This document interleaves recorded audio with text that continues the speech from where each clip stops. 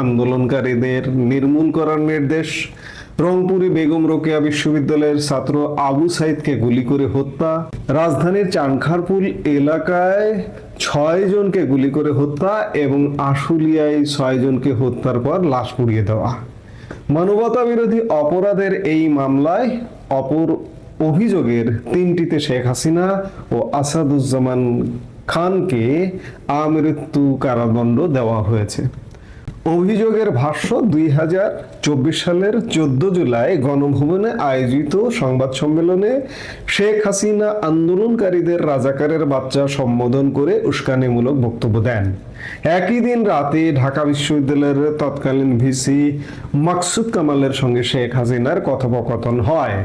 আন্দোলনকারীদের রাজাকার উল্লেখ করে তাদের ফাঁসি দেবেন বলে শেখ হাসিনা উস্কানি ও আদেশ দেন।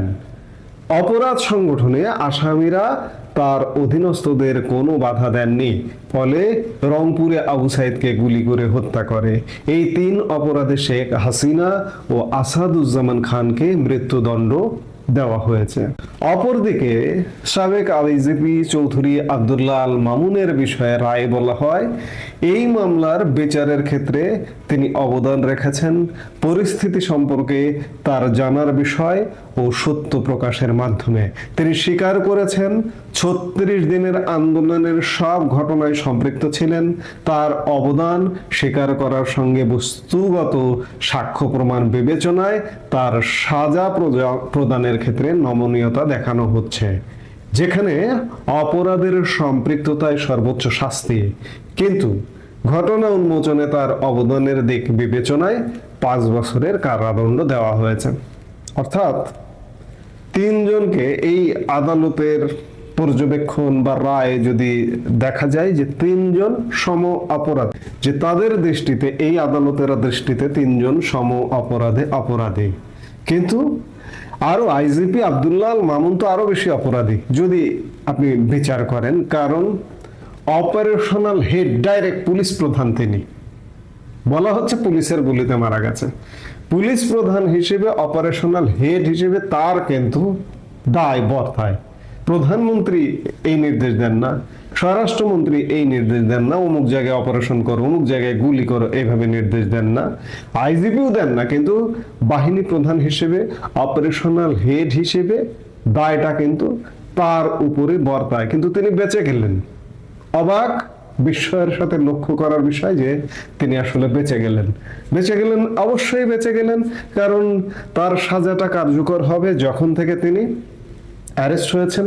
তখন থেকে তিনি 2024 সালের সেপ্টেম্বর মাসের প্রথম দিকে ফার্স্ট উইকে অ্যারেস্ট হয়েছেন। ইতিমধ্যে তার 16 বছর সাজা ভোগ করা হয়ে গেছে। আর 3 বছরে কিছু বেশি সময় তিনি সাজা ভোগ করবেন, বা তারও কম, ভোগ করে মুক্ত জীবন যাপন করবেন। তিনি বেঁচে গেলেন। আর প্রধানমন্ত্রী শেখ হাসিনা কিংবা স্বরাষ্ট্রমন্ত্রী আসাদুজ্জামান খান কামাল মরে গেলেন, নাকি তারাই বেঁচে গেলেন? আসলে তারাই বেঁচে গেলেন। প্রধানমন্ত্রী, স্বরাষ্ট্রমন্ত্রী রাষ্ট্রের জানমাল নিরাপত্তা রক্ষার দায়িত্বে।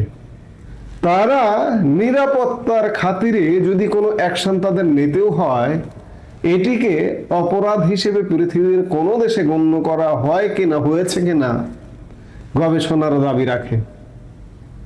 আপনি বাস পোড়াবেন, আপনি যানবাহন পোড়াবেন, আপনি ঘরবাড়ি পোড়াবেন, আপনি সরকারি স্থাপনা পোড়াবেন, আপনি রাষ্ট্রীয় সম্প্রচার কেন্দ্র পুড়িয়ে দেবেন, আপনি রাষ্ট্রের পরিবহন মেট্রো রেল পুড়িয়ে দেবেন, আপনাকে কিচ্ছু করা হবে না। আপনি জানমালের নিরাপত্তা বিঘ্ন করবেন, আপনাকে কিচ্ছু করা হবে না। এই কাজগুলোই করেছেন সেই সময়ের প্রধানমন্ত্রী শেখ হাসিনা, সেই সময়ের স্বরাষ্ট্রমন্ত্রী আসাদুজ্জামান খান কামাল। আরো দেখুন উস্কানিমূলক বক্তব্য। আপনি রাজাকারের বাচ্চাকে রাজাকারের বাচ্চা বলেছেন, এর দায়ে, এর অপরাধে আপনার শাস্তি, আপনার সাজা, সেটি এই আদালত, এই ক্যাঙ্গারু কোর্ট দিয়েছে। এই সাজা, এই শাস্তির আসলে কোনো কাজ হবে না। সোজা কথা, প্রধানমন্ত্রী শেখ হাসিনাও এই মুহূর্তে নির্বাসনে, স্বরাষ্ট্রমন্ত্রী আসাদুজ্জামান খান কামালও নির্বাসনে। আইজিপি আব্দুল্লাহ আল মামুন বিষয়ে একটু আসি। আইজিপি আব্দুল্লাহ আল মামুন একজন সৌভাগ্যের বর পুত্র যদি বলেন তাহলে ভুল হবে না। তিনি কেন বেঁচে গেলেন? তিনি কি রাষ্ট্রের চাপে বা এই যে বর্তমান বন্দোবস্তের চাপে বেঁচে গেলেন, নাকি আঘাত করেছেন? তার ভূমিকা, তার পুলিশ বাহিনীর ভূমিকা গত 5 অগাস্ট পর্যন্ত, শেষ পর্যন্ত এই পুলিশের ভূমিকা কিন্তু ছিল শ্রেষ্ঠত্বের জায়গায়। পুলিশ শেষ পর্যন্ত এই আন্দোলনকারীদের, এই সহিংসতাকারীদের, এই সন্ত্রাসীদের বিরুদ্ধে প্রতিরোধ গড়ে তুলেছিল। পুলিশের ভূমিকা অত্যন্ত গৌরবোজ্জ্বল। সেই বিচারে সেনাবাহিনীর ভূমিকা ছিল নিন্দিত আর পুলিশের ভূমিকা ছিল নন্দিত। বাহিনী প্রধান হিসেবে চৌধুরী আব্দুল্লাহ আল মামুন ধন্যবাদ পেতেই পারেন। এবং চৌধুরী আব্দুল্লাহ আল মামুন এত অনুগত থাকবারও নানা রকম কারণ আছে। কৃতজ্ঞতার নিদর্শন হিসেবে তিনি এই কাজ করেছেন। তাকে আওয়ামী লীগ প্রধান বা আওয়ামী লীগ শেখ হাসিনা অনেক কিছু দিয়েছেন। আইজিপি হিসেবে তিনি 2023 সালের জানুয়ারি মাসেই এলপিআরে যান, অবসরে যান। প্রধানমন্ত্রী শেখ হাসিনা বা আওয়ামী লীগ সরকার তার এলপিআর বাতিল করে 1.5 বছরের জন্য চুক্তিভিত্তিক নিয়োগ দিয়েছিলেন 2024-এর জুলাই মাস পর্যন্ত। আবার 2024-এর 12 জুলাই থেকে আবার 1 বছরের জন্য তাকে চুক্তিভিত্তিক নিয়োগ দেওয়া হয়েছিল। আওয়ামী লীগ সরকার কি তাকে কম দিয়েছে? শুধু তাই নয়, দীর্ঘদিনের সংসদ সদস্য, আওয়ামী লীগের একজন ডাকসাইডে নেতা বাবু সুরঞ্জিত সেন গুপ্তের কথা, বাংলাদেশের পার্লামেন্ট মানেই বাবু সুরঞ্জিত সেন গুপ্তের বক্তব্য, কড়া বক্তব্য, ঝাঁঝালো বক্তব্যের কথা মনে পড়ে যায়। যিনি 7 বারের সংসদ সদস্য ছিলেন। তিনি মৃত্যুর পর তার পরিবার থেকে তার স্ত্রী তার নির্বাচনী এলাকা সুনামগঞ্জ 2 দিরাই সাল্লা থেকে সংসদ সদস্য নির্বাচিত হন 2018 সালে।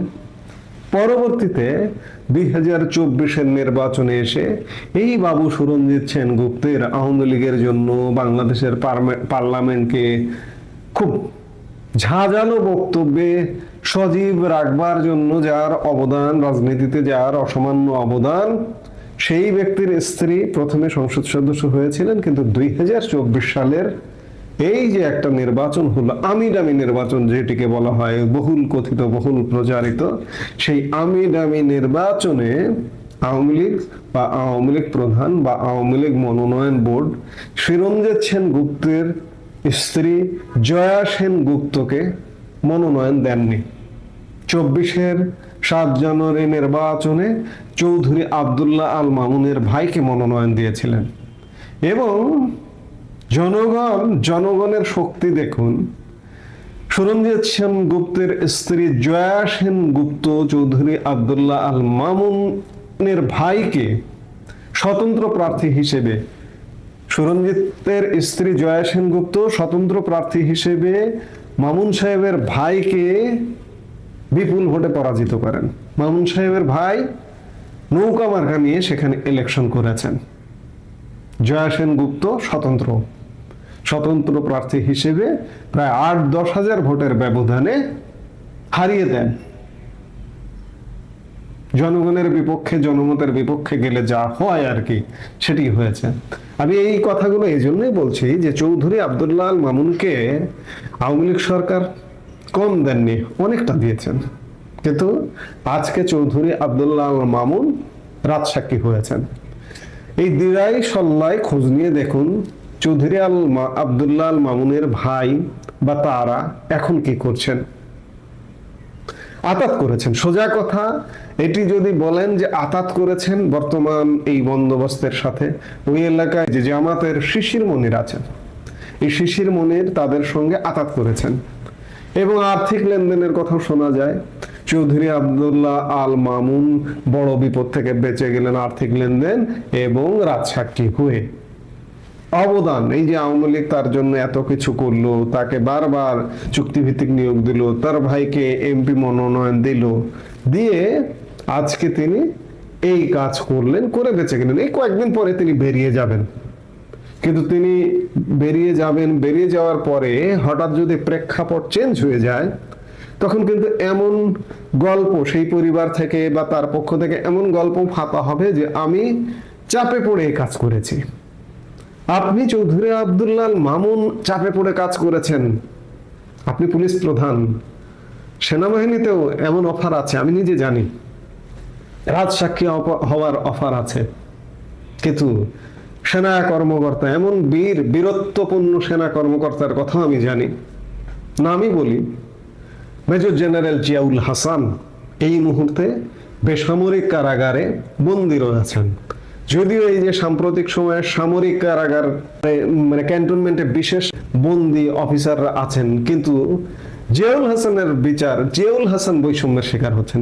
জিয়াউল হাসান একজন মেজর জেনারেল, 2 স্টার জেনারেল, তাকে সিভিল কোর্টে বিচার করা হচ্ছে এবং সিভিল জেলখানায় তাকে রাখা হয়েছে। অন্যান্য বন্দীদের ক্যান্টনমেন্টের মধ্যে বিশেষ জেলে রাখা হয়েছে, আর জিয়াউল হাসানকে রাখা হয়েছে বাইরে। জিয়াউল হাসানকেও সরকারের পক্ষ থেকে রাজসাক্ষী হবার অফার দেওয়া হয়েছে, কিন্তু জিয়াউল হাসান ঘৃণা ভরে প্রত্যাখ্যান করেছেন। এমনটাই জানি, যদি ঘটনাটা সত্যি হয় তাহলে আমি তাকে বীরত্বপূর্ণ ভূমিকায় দেখব এই মুহূর্তে এখনো পর্যন্ত। সেই জায়গায় আব্দুল্লাহ আল মামুন আপোষ করলেন এবং আপোষ করে সাময়িকভাবে দেখা যাচ্ছে তিনি বেঁচে গেলেন। আবার স্থায়ীভাবেও বেঁচে যেতে পারেন, কারণ তিনি এই গল্পটায় ভাববেন যে আমি চাপে পড়ে এই কাজ করেছি। আবার উদাহরণ তো আছে, কই সামরিক কর্মকর্তা মেজর জেনারেল জিয়াউল হাসান তো রাজসাক্ষী হননি, আইজিপি আব্দুল্লাহ আল মামুন রাজসাক্ষী হলেন, হয়ে বেঁচে গেলেন। এই বাঁচা স্থায়ী বাঁচা নাকি সাময়িক বাঁচা আল্লাহ ভালো জানেন। যাই হোক, চৌধুরী আব্দুল্লাহ আল মামুন যেভাবে হোক, আওয়ামী লীগ থেকে, আওয়ামী লীগ সরকার থেকে